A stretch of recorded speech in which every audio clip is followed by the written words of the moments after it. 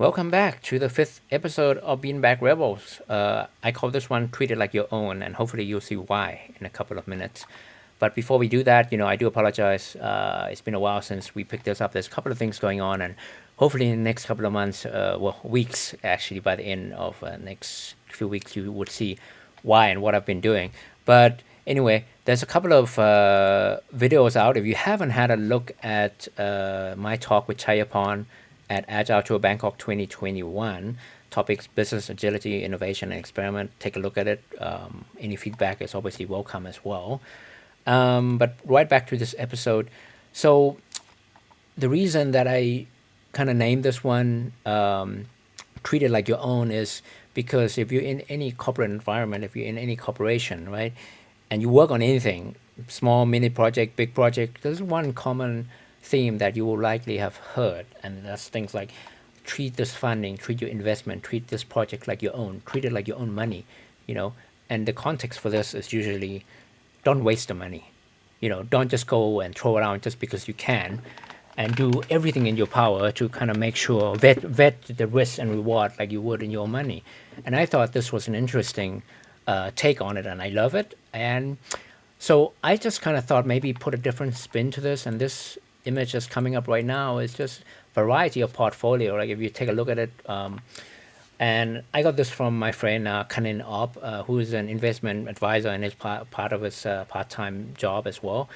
Um, and it's interesting because when we say treat it like your own, it's not just the money, right? It's also the risk and reward.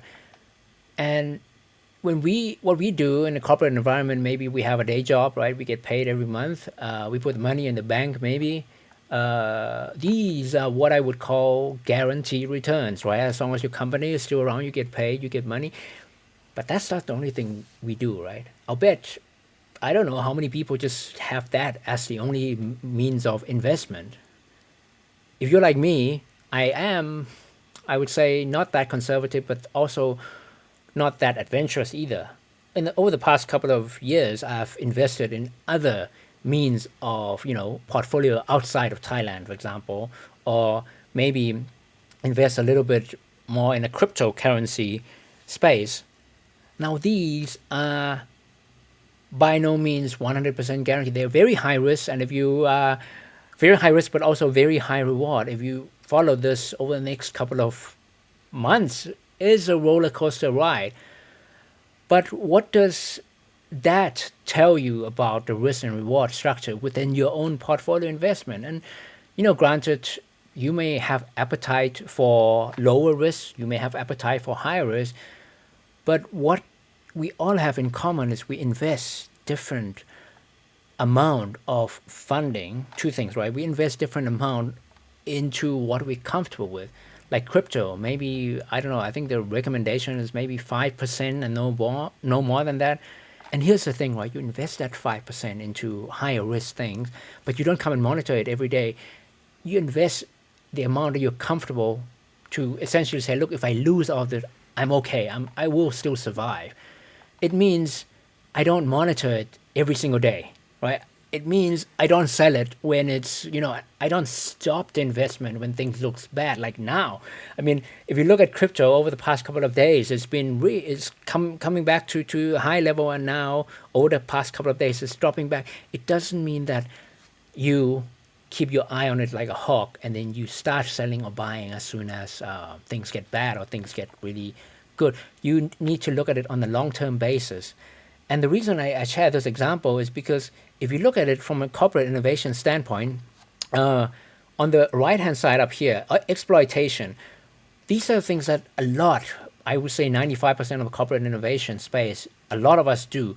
You spend a lot of time doing efficiency improvement, doing what we do better, faster, and cheaper. We don't spend so much time on this thing on the left here when we talk about exploration, high certainty, and search, for new things, for the next big thing. And I just want to highlight in this episode when we say treat it like your own, when you talk about the corporate innovation space, and this is a simplified thing, right? If you want to take full detail of this, but basically, take a look at the QR code if you want full details. But basically, we spend so much time on the things on the top, on exploitation, and you should. because these are the things that keep our company alive. It keeps our income coming, right? We spend 80%, 90%, depending on your portfolio, on the things that we know for sure is going to give us return guarantee. We don't spend so much time on this thing here on the bottom. Potential new things, potential new growth. That's going to give us the future. The future of our corporation. And I just want to challenge everybody who keeps saying the word treat the money like your own to do the same in the corporate innovation space. Treat it like your own. Treat the corporate innovation like your own portfolio. Do you have these blue bars at the bottom where high risk, high reward, and you know what? The most important thing is you don't go and monitor. It's not going to be a regretted loss even if you lose it. In the amount and fraction that you are comfortable investing in, so that you have something that if you do hit a home run in the future, just like you do if you win the lottery, wow, that's a great win. But if you lose, you're not going to sit down and regret it. In fact, lottery is a great example. You can buy as many as you want. You can invest as many as you want to increase your chances. But it's not something that you're going to stop doing. You keep doing it. You keep doing it, and you are comfortable investing that amount. That's it for today. Thanks.